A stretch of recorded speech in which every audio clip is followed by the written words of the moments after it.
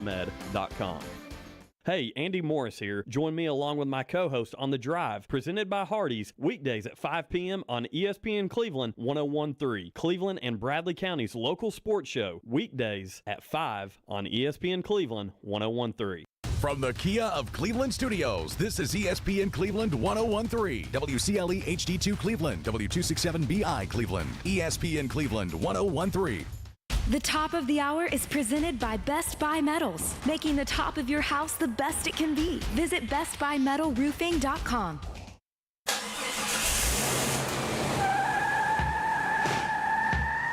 It's time for The Drive on ESPN Cleveland 101.3, presented by Hardees. We will bring you nonstop sports news from the national and local scene and everything in between. So buckle up and join in on the conversation. It's The Drive. Good Friday afternoon. I hope everybody out there is having a good Friday, and we've got a big weekend on tap. I am Jim Gum. I'm joined today by Ephraim Kyle, who is producing the show. And Ephraim, you're actually filling in for Andy and Jacob today. I'm doing what's his name? Bart, right? Bart came did in yesterday. I'm doing exactly what Bart did yesterday, just a little bit more work with the board.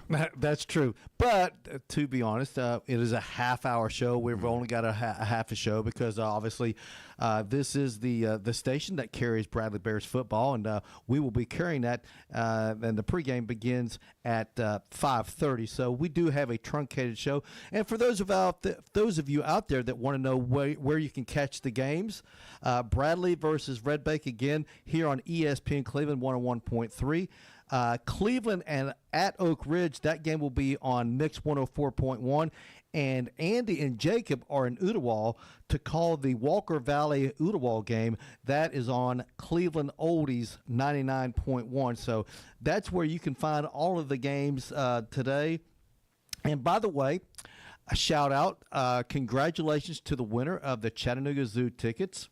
That would be Jennifer Jenkins. So Jennifer Jenkins wins those tickets to the Chattanooga Zoo. And I got to ask you, when was the last time you went to the Chattanooga Zoo, Ephraim? I would like to say about 5 years ago. I haven't been there often. I usually go to the aquarium, so the aquarium's kind of more fun and it is, like, especially on a real hot, humid, rainy day. The aquarium's a good option. But man, the Chattanooga Zoo, and I'm going to sit here and plug it, man.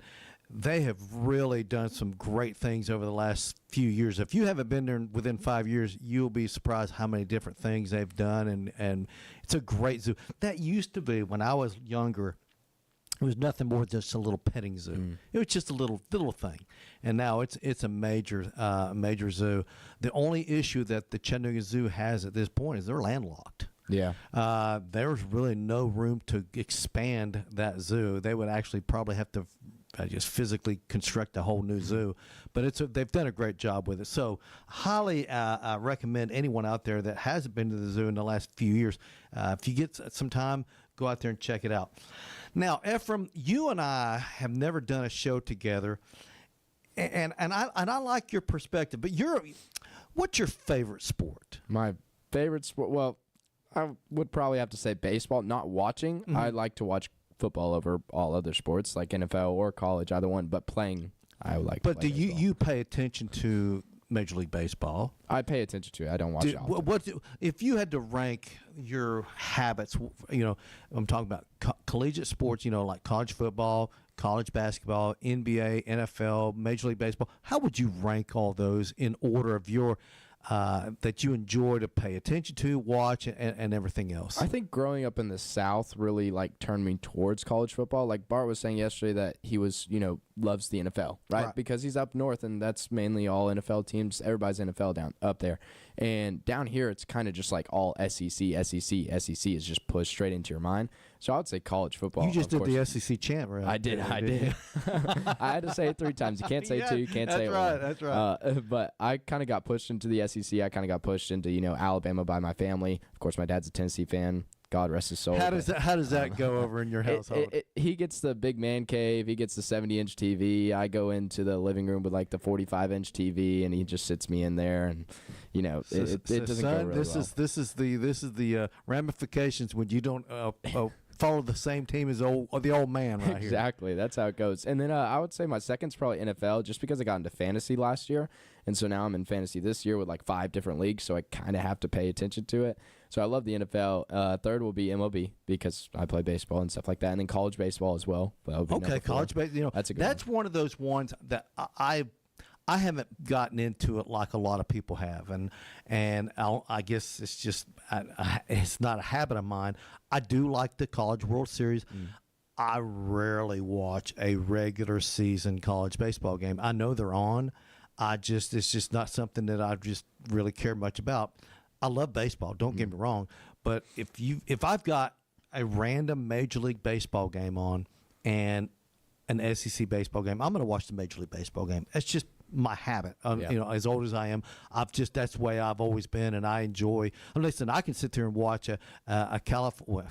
See, I just dated myself, and a Los Angeles Angels game and a Seattle Mariners game. I can watch that game. I can watch it and enjoy it, and really, I just like it more so than Alabama versus Tennessee in baseball. Yeah, that's just the way I am. But so I don't even think about college baseball when I say I rank the sports. What about basketball? NBA, I became a Celtics fan back in like 2014 because our drummer at church, he's a huge Celtics fan. He's kind of like somebody I look up to a little bit, and so he kind of converted me into Celtics. So I mean, I guess since 2020, I've been really like on and off with the NBA. I really just watch the playoffs. What about college basketball? March Madness. That's all. So regular season, not that much interest. No, just March Madness. Yeah. So, and that's fine. Listen, and I love regular season college basketball. I can sit there and watch a game on a Wednesday in the middle of February and enjoy it. Not everyone likes that. Well, it's good that we have differences like that. What about golf? You got any golf yet? Yeah, I've been getting into golf recently, actually. Playing it, exactly. Playing it. I've been playing it, and I've been watching it as well. I've been playing it some because I'm not going to play college or college baseball, so might as well do something, right? Play golf or play intramural softball like I'm doing right now. So I've been playing golf quite a bit, and I've been watching PGA tours whenever they come on. I mean, I've been enjoying it. It's pretty fun. It is. I enjoy it. Like I said, I wish I could play more golf than I do, but it is what it is. I don't have that freedom that I would like to have. Okay, I want to go over a couple things. By the way, you and I are going to pick some games today before we get out of here. The ACC, this news came out today. The ACC is considering a scheduling shift requiring 10 Power 4 opponents. Now, the conference slate remains a sticking point. Here's the thing. They've got 17 teams. They can do an 8-game conference schedule with 17 teams. The math doesn't work for 9. And that's a problem. And so the ACC does have a problem. Either they need to add another team to get to 18, or you could do this. And there's been other leagues that have done this. You could designate a non-conference game to count in the conference standings. The SEC actually has done that. In fact, in the history of the SEC, if you go back and you look back in the 60s, they did that 18 times from like 1962 to like 1969. They would appoint a game. Let's say Ole Miss is playing the Houston Cougars. That game counted as a conference game for Ole Miss. Obviously, Houston didn't count because they weren't an SEC school, but they actually did that there were 18 instances that has happened. So it's not like it hasn't ever been done. My thing, if the ACC were to ever want to go to 9 conference games, to me, the only way to do this is just say, hey, you guys are playing Notre Dame. That Notre Dame's game, that's going to count as a conference game because you got like 5 times every year an ACC team plays Notre Dame. So just count one of those.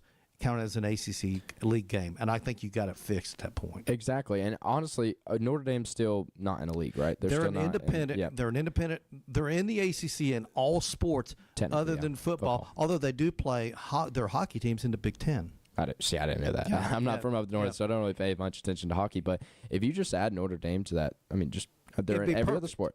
You add them in there, that's 18 teams. That's perfect. And by the way, you probably do remember this. Back in 2020 during the pandemic, Notre Dame played in the ACC. They played 8 league games. In fact, Notre Dame played in the ACC championship game in their one and only season playing in a conference. In their long, storied history, they played one time they played in a conference, and that was the ACC in the pandemic year of 2020.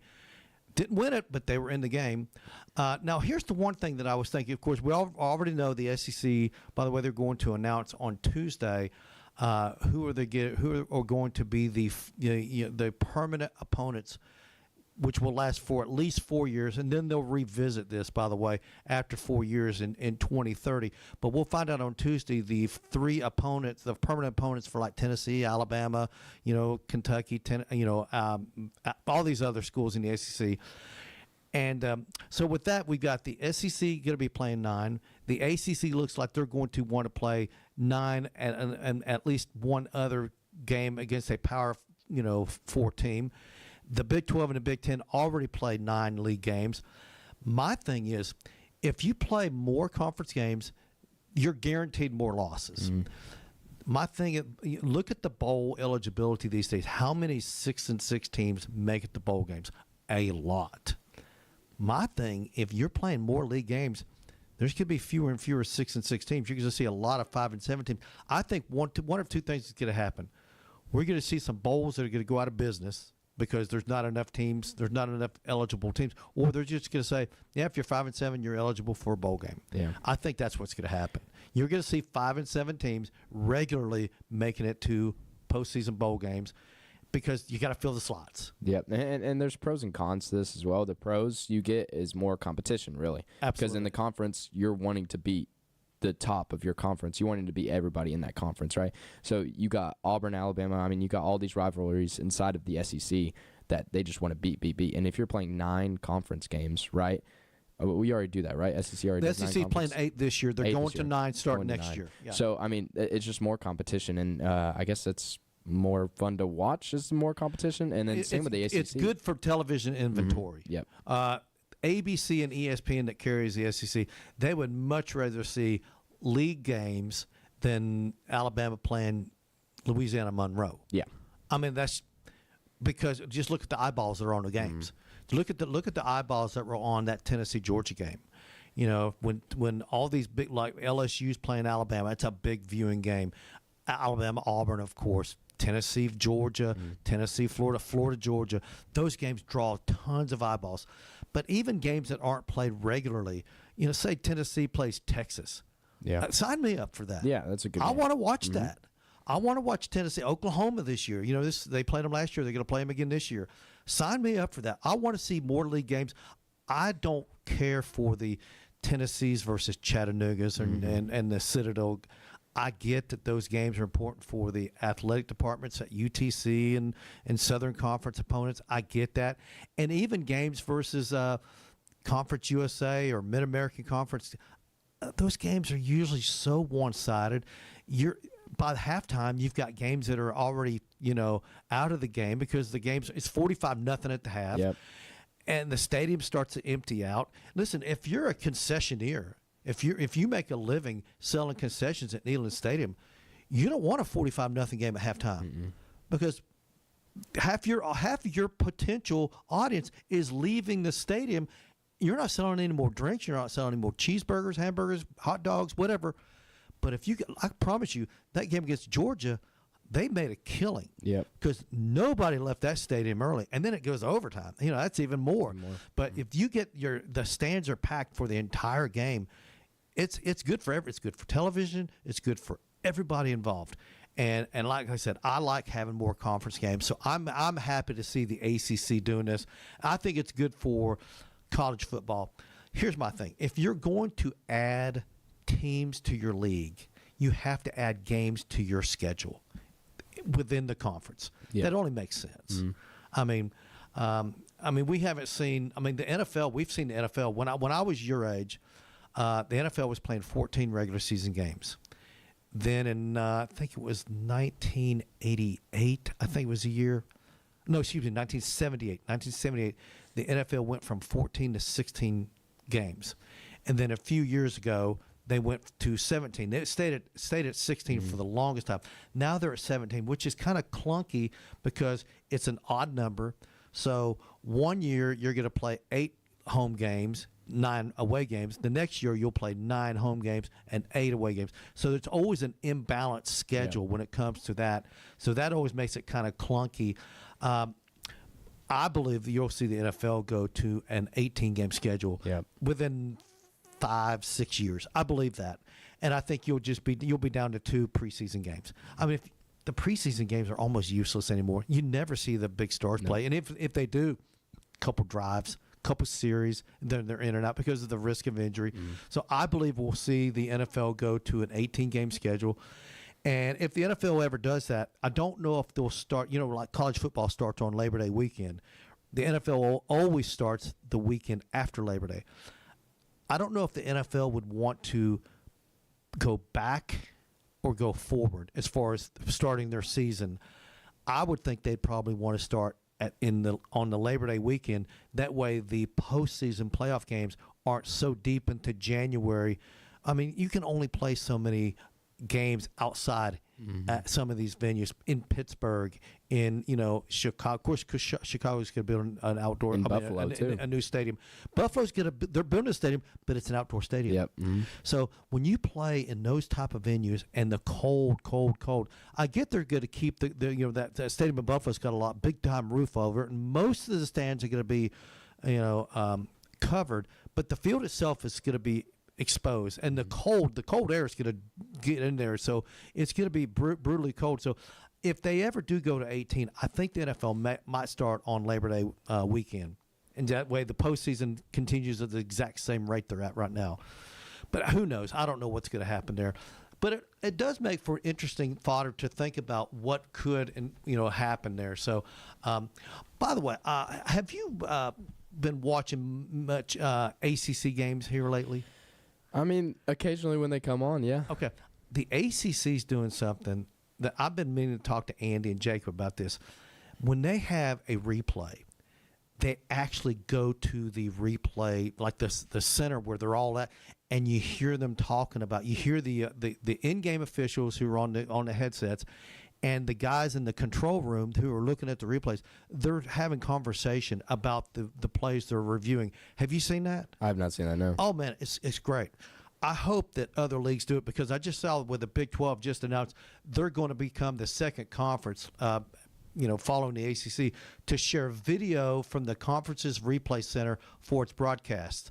The Big 12 will provide just video this year, and they'll go to video and audio next year. Now, the ACC does video and audio, and it's really cool to listen to the head official, the guy wearing a white hat at the stadium, discussing that replay with the guys in the replay center there in Charlotte.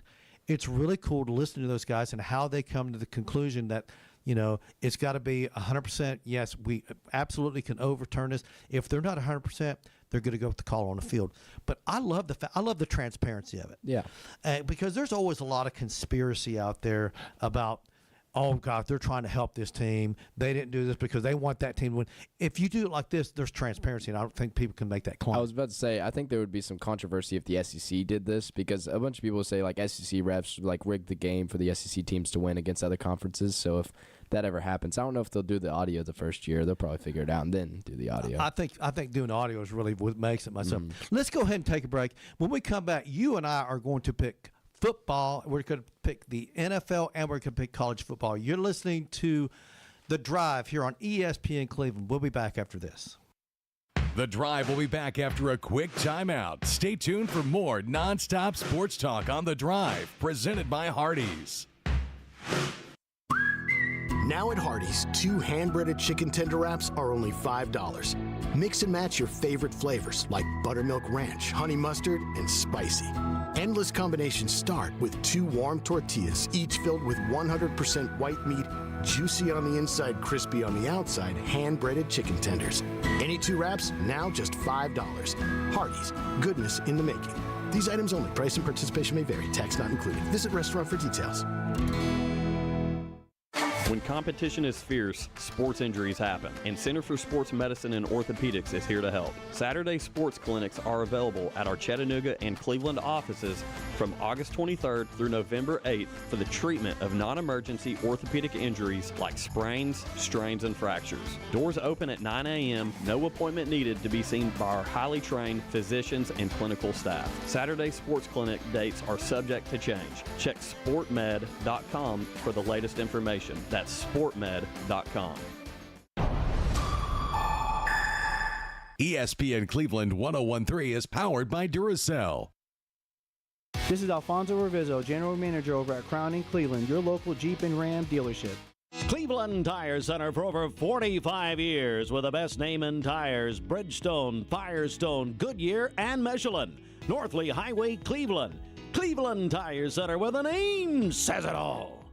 When you need a new roof, it's all about trust. Your home is too big an investment and you can't afford to make a mistake. Cleveland Plywood has the products and expertise you're looking for. Contractors have trusted them for over 50 years, and they carry only proven products from reputable suppliers like IKO. IKO Cambridge is one of the heaviest weight asphalt shingles you can buy, and their limited warranties are among the industry's best. Protect the investment you've made in your home. Go with the pros at Cleveland Plywood, 2700 20th Street Northeast in Cleveland. Call 472-3357. Welcome back to The Drive, presented by Hardees. Join the conversation. Text 423-749-1013. You can also listen anywhere on our website, ESPNCleveland1013.com. Duracell in Cleveland is now hiring mechanical skilled technicians, $22 to $27 an hour. Excellent benefits beginning day one. Medical, dental, vision insurance, paid vacation, holiday pay, 401k, tuition reimbursement, and more. Apply now at Duracell.com. That's Duracell.com. And Andy and Jacob are in Udawal, so they're not here with us today. We got Ephraim Kyle is filling in. He's running the board, producing the show, and also he is going to give his expertise picks as we pick some college games and some NFL games. All right, let's get right to it, Ephraim. Tonight we got Iowa at Rutgers. Iowa 2-1, Rutgers 3-0.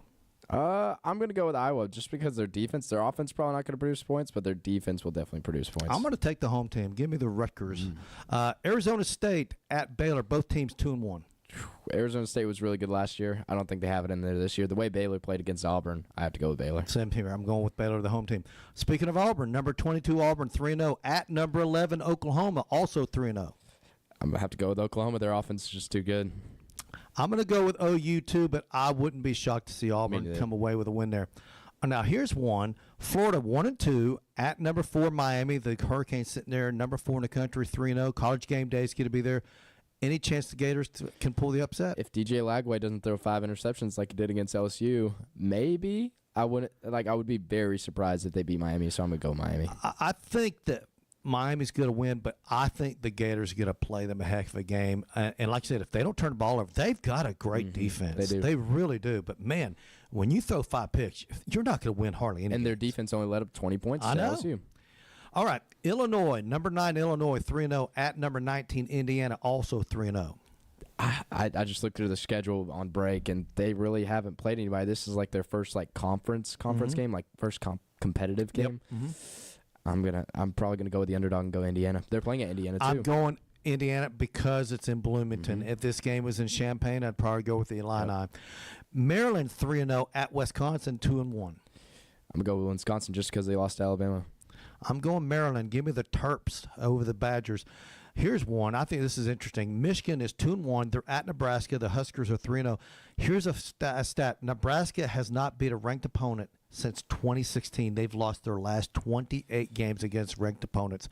At some point, they're going to break that streak. And it will be Saturday because I'm taking Nebraska. I'm taking the Huskers, too. Go Big Red. Michigan State, 3-0 at number 25. USC also 3-0 at the Coliseum. I think USC could probably make the win here. I think they're growing, and I think they're rebuilding, and I think they're at their built stage right now. Right, and they are the home team, and they've got a heck of a quarterback, and their offense is rolling up all sorts of yards and points. SMU 2-1 at TCU 2-0. Give me the Horned Frogs. Yeah, I'm going with TCU as well. South Carolina 2-1 at number 23 Missouri 3-0. The way Missouri's been playing, I like them, and they're ranked. Where are they playing at? They're playing in Columbia, Missouri. Columbia, Missouri. Okay, so home. If I said Columbia, it could have been both, right? Columbia, South Carolina. I'm glad you said Missouri there. So I'm gonna go with Missouri. And I'm going to go with the Tigers. By the way, 3 Tigers in the SEC. Come on, guys. Number 17, Texas Tech, 3-0. At number 16, Utah, 3-0. Again, 2 teams who haven't played really much competition. This is their first competition, so it's going to be a rough game, of course. And 16 and 17, I mean. Yeah, I'm probably going to go with Utah. They looked good last year. So I'm going with the Utes also. The Utes, I just like the way they play. Although Texas Tech they can put up a lot of points.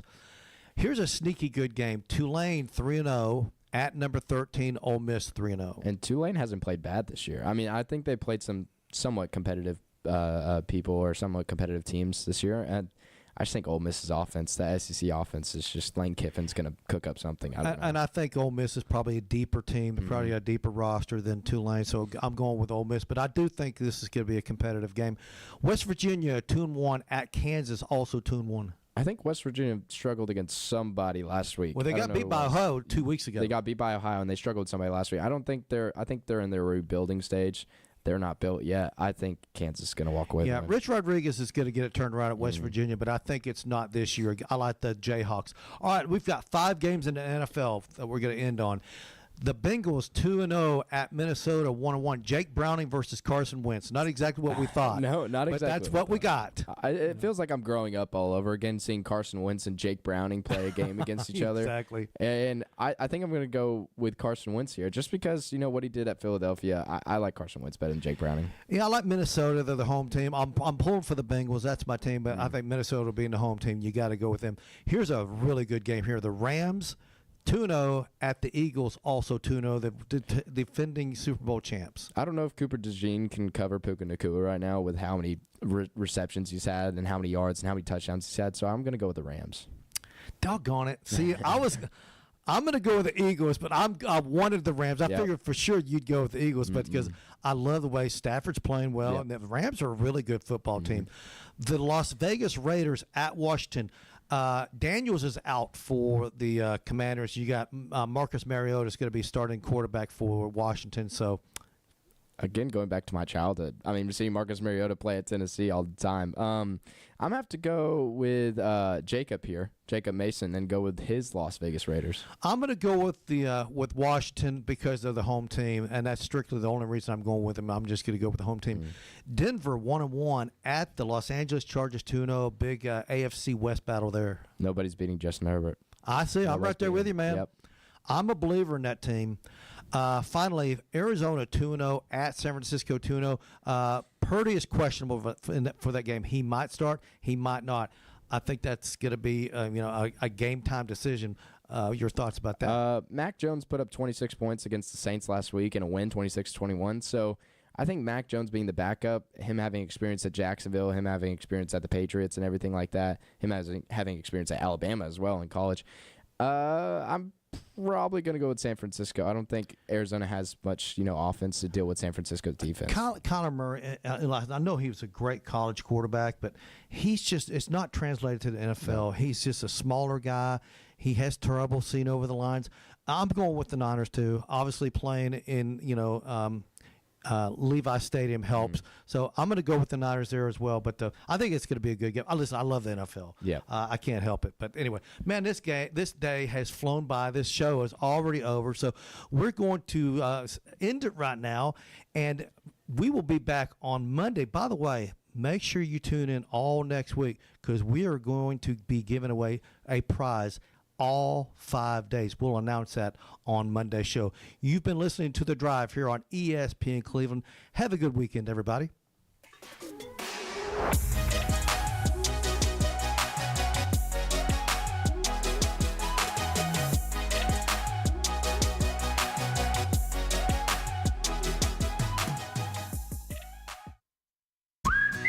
The difference between an average morning and a Hardee's morning is hearty goodness that lasts till lunchtime. Like Hardee's smoked sausage biscuit, split Hillshire Farm smoked